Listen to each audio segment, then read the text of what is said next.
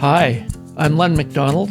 It's Thursday, January 27th, 2022, and this is episode 4 of the Week 45 podcast. On the road again. Just can't wait to get on the road again. Life I love is making Hi, Pete. music. Hey, Dad, how's it going? It's going good. The last episode that we left off, you had arrived safely in Victoria with a faulty muffler. Mm-hmm. I remember that part. Yeah. And you were going out there to kind of test the waters, were you not? I was. I had taken a short visit out there to visit my friend Alex, and I was kind of blown away by the scenery and the beauty and hearing that it was a pretty warm place in the winter compared to Nova Scotia. So I figured I would take a 4-month excursion and kind of test the waters, see what it was like. And did it meet with your approval? It exceeded my expectations, honestly.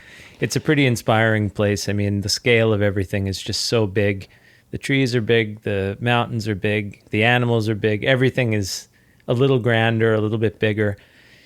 Nova Scotia is certainly not without its own beauty, but BC had a certain thing that I hadn't experienced before, and it was pretty inspiring. So, yes, I know in my time in Victoria back in the 70s and on subsequent visits, what I noticed about Victoria was healthy, active lifestyle.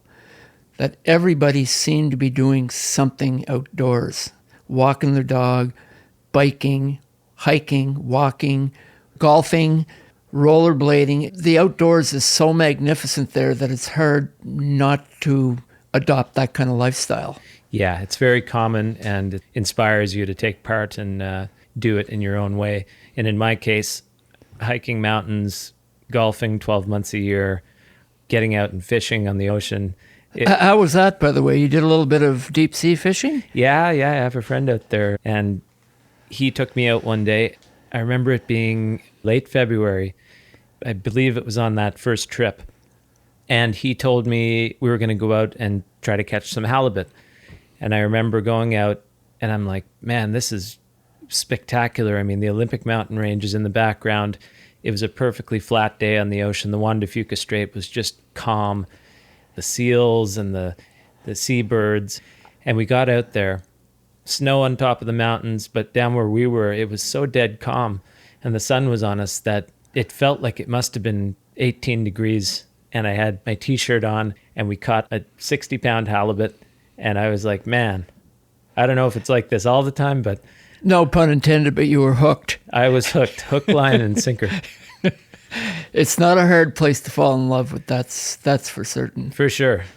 But anyway, I think your plan all along was to go out and experiment, to return to Halifax in the spring, and spend the summer in Halifax, and then kind of decide what you were going to do? That's basically what I was thinking. I wanted to give it a good test run, and the first trip was only a few weeks, so I figured 4 months would probably be a good time period to really wrap my head around what life might be like out there.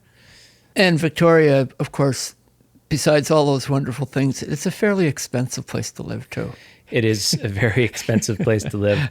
I was lucky because I had friends out there already. I had relatives out there who were very kind to me and very accommodating. But if you were just to go out there with no connections and get into the rental market and just try to live, I mean, it's a pricey place for sure. Exactly.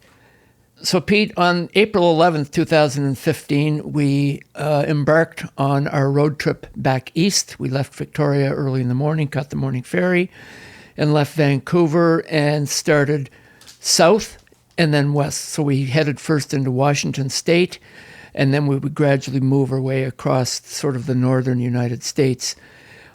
I recall that Washington State, again, it's a very interesting state because it has a lot of different land features. Part of it's on the Pacific Ocean, and then there's the inland part. Mm-hmm. But the incredible diversity, the Cascade Mountains, there was prairie land. I remember we saw dust devils. There were deep gorges. Washington State is a pretty beautiful state. It's incredible, and I was actually reading up on the landscape there. There's a phenomenon called the rain shadow, which we experience in Victoria, and it's essentially when you're in the shadow of a large mountain range and the precipitation comes up and it passes over the mountains and falls farther inland. So you get this area where it gets significantly less precipitation. And there's a part of Washington that's very similar. Seattle and that area is one of the rainiest places in the United States. In the whole frigging world, as far as we can tell. Yeah, basically. But if you go 100 kilometers inland, there's a big desert kind of area there, and it's significantly different. It's like a quarter of the precipitation there, and it actually resembles a desert. So that state was surprisingly diverse. We then passed through the state of Idaho. Quite briefly, if you look at the map, Idaho has an interesting shape, and we were sort of at the northern tip of Idaho, and it didn't take long to drive through there. But again, I remember the thing that I remember most from that sliver of the trip was the rivers and whitewater rafting, and just incredible, right? It's amazing. When you picture Idaho, at least when I pictured Idaho, it was a potato state. You know, I thought it would be flat. I thought it would be agricultural land, that type of thing. But when we started driving through it, it became evident that it was really mountainous and really dramatic, and a lot of just natural beauty, really awesome. Later that day, we had gone through a number of different climates, and we finished the day in Missoula, Montana, in a raging blizzard. At the end of a very long day, and I'm just looking at my notes here, we put about 1,000 kilometers, which is it's not a huge day, but it's still a pretty big day. But to finish it off, driving into a blizzard was not a lot of fun. Mm-hmm. I agree. Kind of surprising.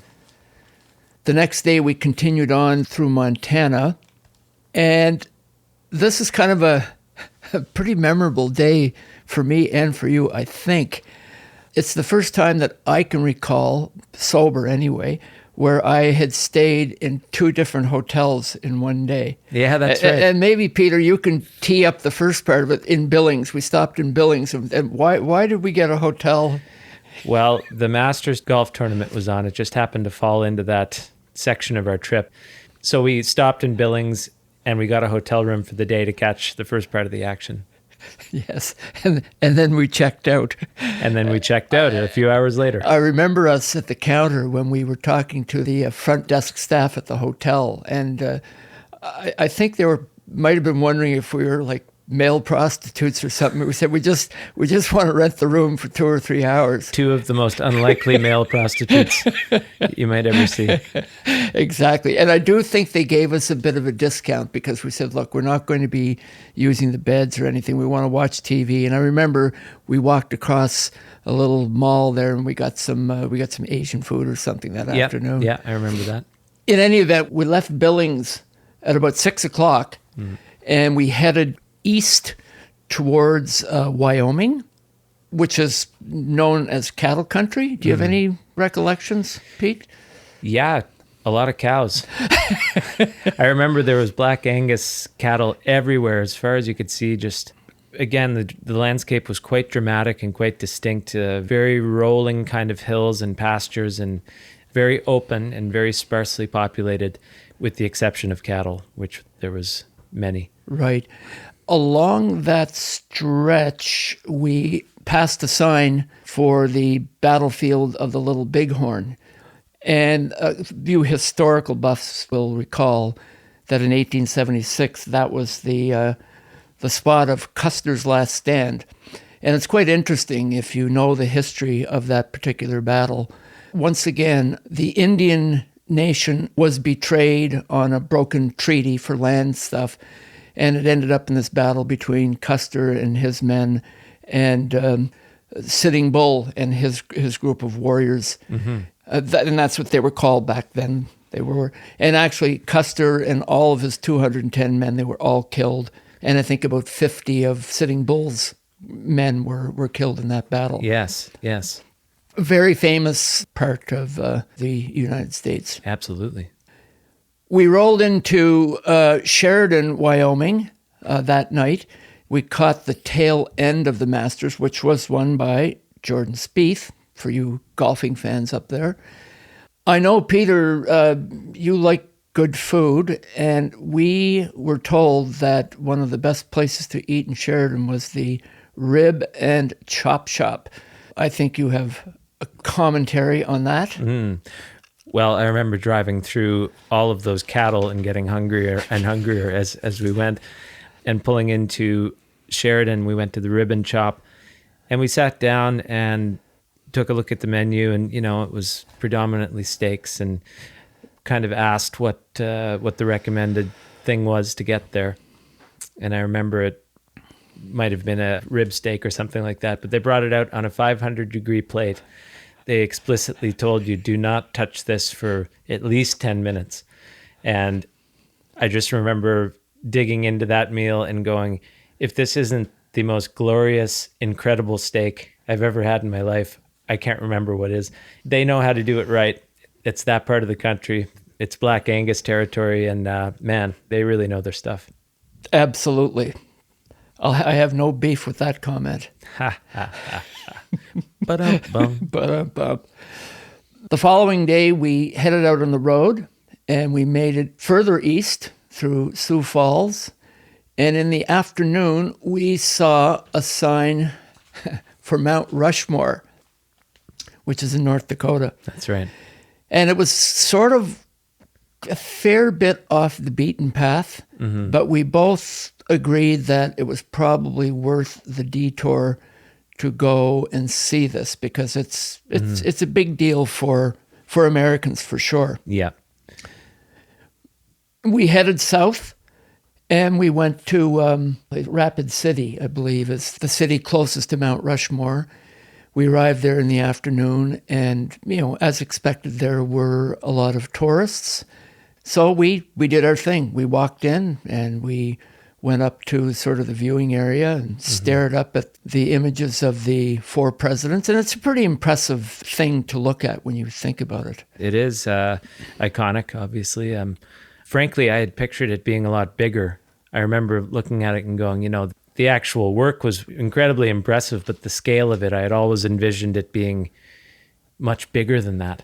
And it's always interesting seeing these places in person and getting the 3-dimensional perspective of where it is. And there's tourist shops around, and it's kind of, I'm not going to say it was underwhelming.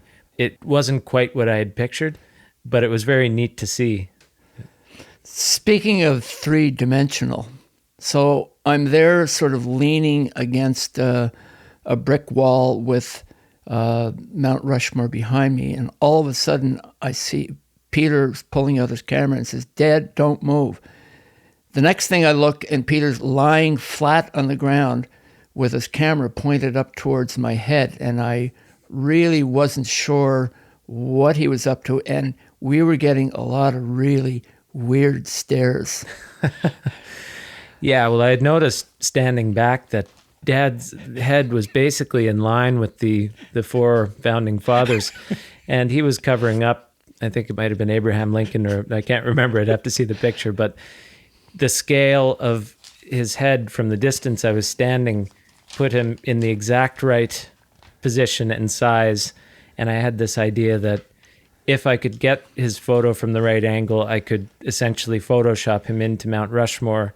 So yeah, I lay down on the ground and took a few shots, and I think we were the only tourists on the ground for sure. I suspect that picture will show up in this podcast, Pete. Yeah, if you're listening to this, I would take a look at the screen right now. But yeah. Yes, and I'm glad you mentioned that, because a number of people have commented on the audio portion of the podcast, but I think a lot of people were taking down Christmas trees or doing the dishes or whatever.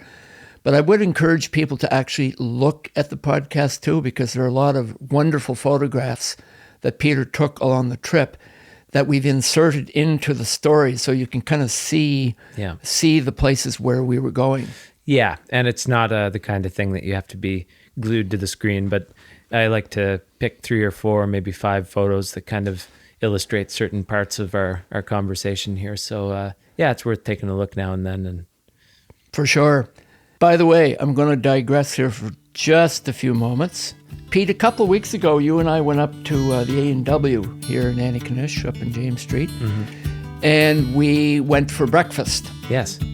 when we walked in, we both noticed that there were a lot of changes to the restaurant. That's right. Yeah, they'd done a really nice reno. Yes. So we were sitting there, and the decor and the look of the place was quite different. But one thing that hadn't changed is that some of the nicest people that I know in Antigonish work there. Mm-hmm. And personally, it's some of the best food when you come to burgers. Mm-hmm. I'm an A&W guy. So anybody who's listening to this podcast, if you make your way up to the A&W, walk in and say that you listen to Len's podcast or the Week 45 podcast, and they'll give you a free cup of coffee. Is that a pretty good deal, eh, Pete? Can't beat that. Yeah. Free cup of Joe. Yeah. So there. Drop in to see Jennifer and the staff at A&W in James Street in Antigonish. Grab a free coffee. Highly recommended. Pick up one for me while you're there. We moved on down the road through Minnesota and actually Wisconsin. We had hoped to meet up with a couple of friends of mine who attended the same timeshare in Florida, mm-hmm. Carol and Sue. Mm-hmm. They live in Wisconsin, and we were going to try to meet them during the day, but unfortunately that didn't happen, and we didn't spend all that long in Wisconsin. Mm-hmm. Peter mentioned in a previous episode that one of his dreams was to drive in all these big cities in the United States. So he'd driven through New York, outside of Boston, Los Angeles, Houston, San Francisco, Houston, et cetera, et cetera.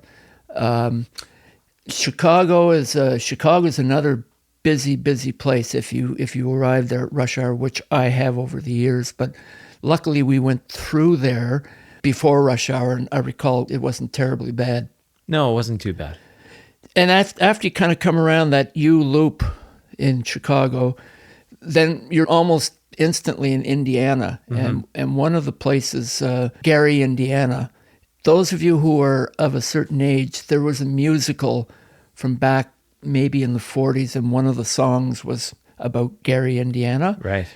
The first time I drove through Gary, Indiana, my mind was blown because of the enormity of the pollution. Mm-hmm. A lot of oil refineries and in that area, and I remember being grungy and dark, and the air was filled with just poison stuff. Oh, yeah. You drive through a place like that and you see the remnants of the Industrial Revolution in the United States, and it's just old, gray, dirty-looking factories, and the whole aesthetic was very, it was really something to look at. And I remember thinking, too, that my familiarity with Gary, Indiana was that the Jackson 5 came from Gary, Indiana. I did not know that. Yeah. So that's where Michael Jackson and Janet and Tito and wow. all of them got their start.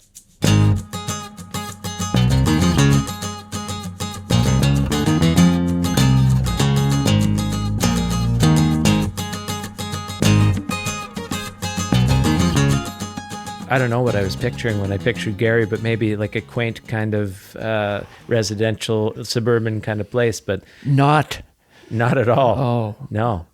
Of all the places really that I've traveled in the world, that may have been one of the most jarring places that I went through. Like the first time going through, the enormity of the industrial complex there, and just the grunge and the dirt. Sorry for anybody listening in from Gary, Indiana. We mean no harm. No, but at least the part that we drove through, I mean, it seemed to be the real heart of the manufacturing and construction sector of that city, and it was really, really something. Yeah. We continued along the way, and next in sight was Detroit, Michigan.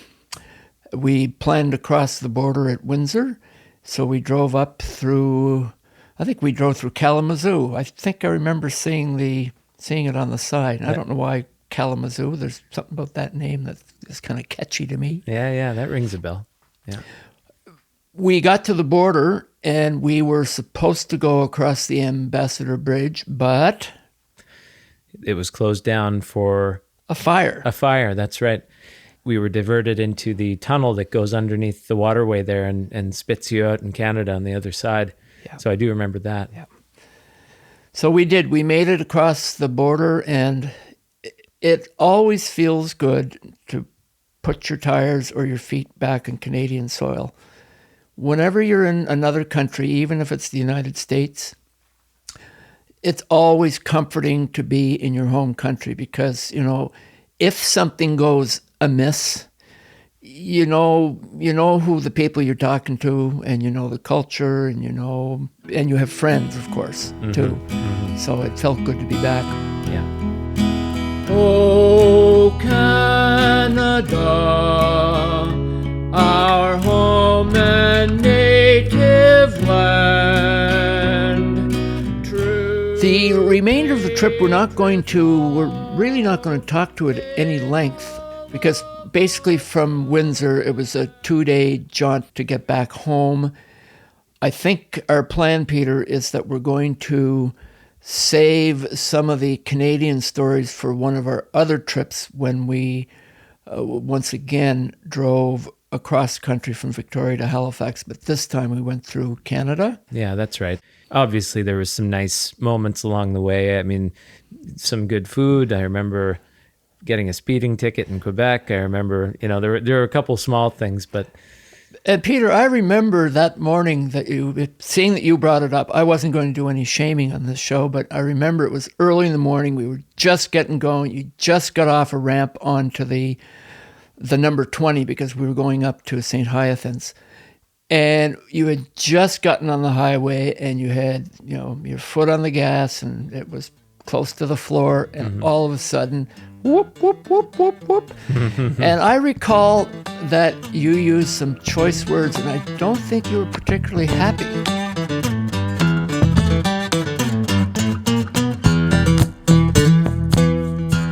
Yeah, I wasn't too thrilled about the way that went down. I had pretty good luck, too, with the speeds that I'd been going. But I will say, as a disclaimer, that we had just driven across the states, and Wyoming, different places like this, Montana had 130 kilometer an hour speed limits, and you kind of get used to this pace. And when you're going those speeds, you get back down to 100 or 110 and you feel like you're in rush hour traffic. So I'll use that in my defense, but I did not take kindly to getting that ticket. That's a bit of a weak excuse, but one that I will accept, because I do agree. When you've been chugging along, doing those speeds that we were doing, and all of a sudden you have to slow down to 110, it is a bit of a bummer. Yeah.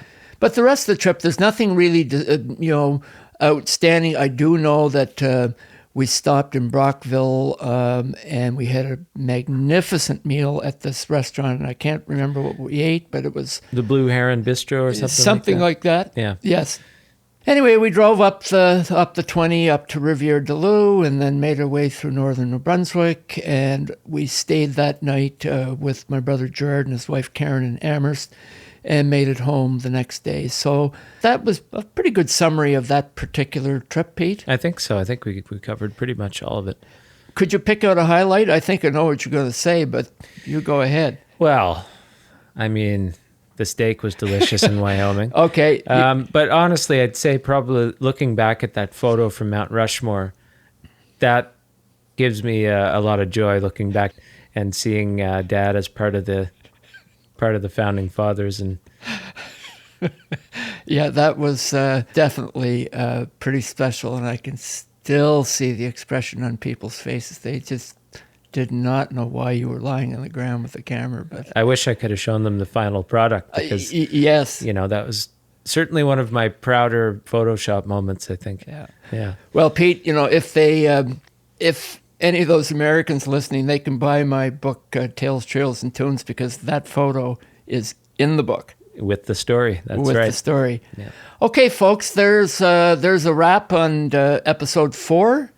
Been fun being with you today. Hope you've enjoyed the travels. And we'll be joining you soon for episode 5. And just remember, head up to A&W. Tell them you're listening to Len and Pete on their podcast, and you got a free cup of coffee. Doesn't get much better than that. Pete, final word to you. Thanks a lot for listening, guys. Hope you've been enjoying listening to us talk about these stories from the road, and stay tuned because there's a lot more funny and interesting things to come.